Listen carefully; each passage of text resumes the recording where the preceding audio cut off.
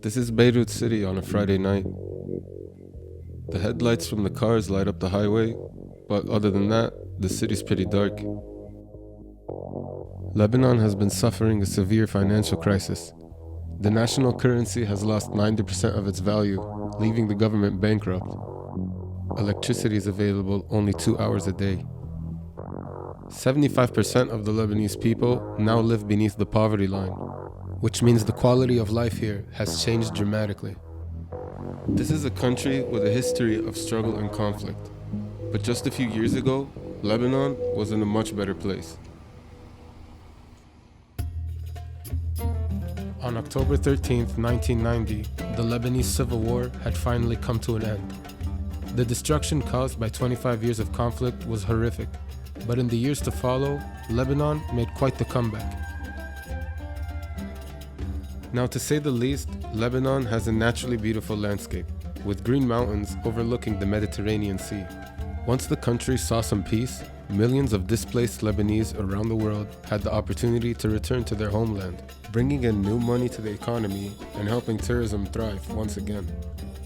In 1997, the Lebanese pound was pegged to the US dollar. High interest rates, along with Lebanon's banking secrecy law, helped attract foreign investment. The banking sector was on the rise, and Lebanon was dubbed the Switzerland of the Middle East. Lebanon also held the standard in education and medicine. Most students graduating from schools here speak 3 languages.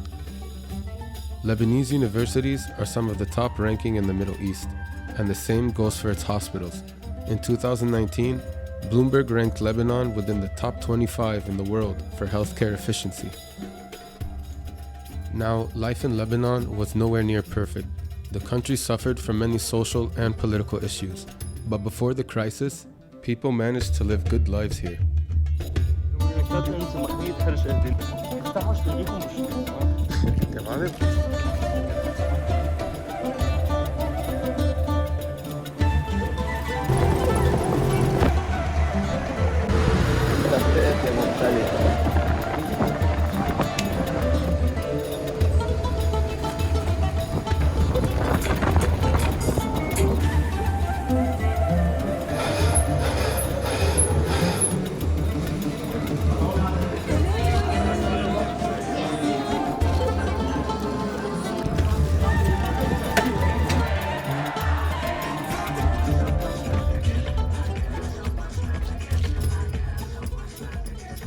Lebanon hasn't lost its charm, but it has lost much of the sustainability it once had. It's also lost the ability to keep the streetlights on. So how did things get so bad here? What happened to Lebanon? The premise of our disaster was the politics of the Lebanese government itself. Back in 1990, to help bring the civil war to an end, the seats of the Lebanese parliament were split up equally between the different religious groups of Lebanon. While it may have helped bring peace to the country, this newly formed government proved to be inadequate and counterproductive. The problem with having a government divided into 18 different sects was that candidates were being voted into office based on their religious background and not necessarily by their capability of doing the job. Most Lebanese politicians ended up using their power to meet the ends of their own political movements, all of which had conflicting interests on a local and international scale.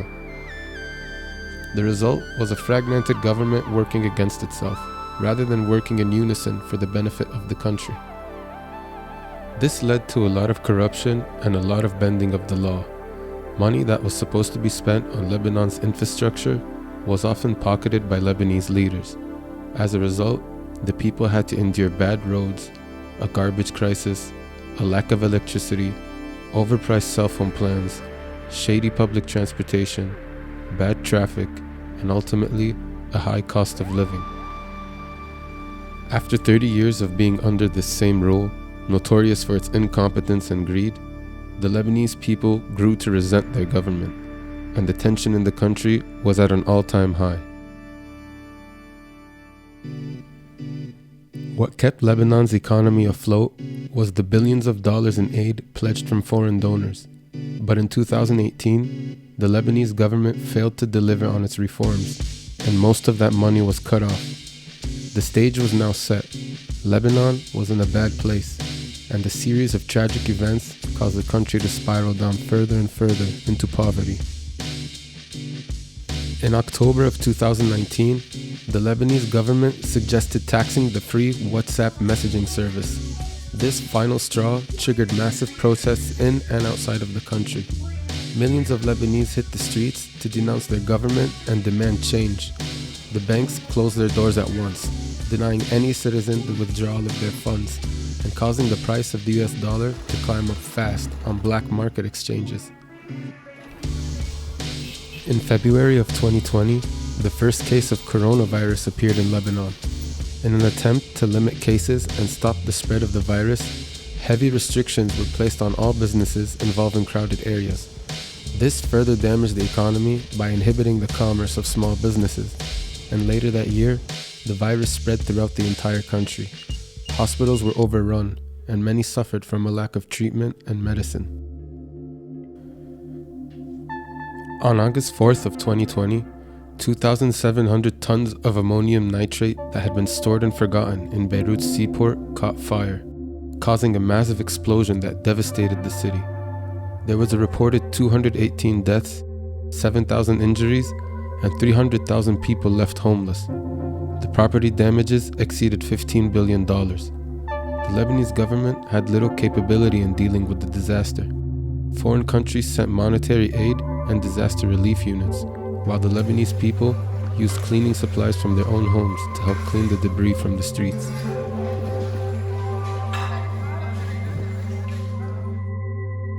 In August of 2021, the Lebanese central bank lifted subsidies off of fuel and gas.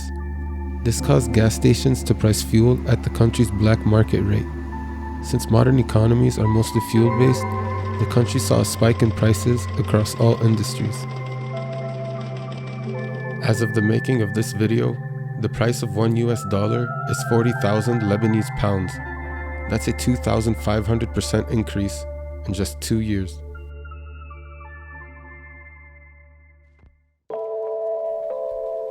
Lebanon is going through tough times. The people here suffer, but hold strong.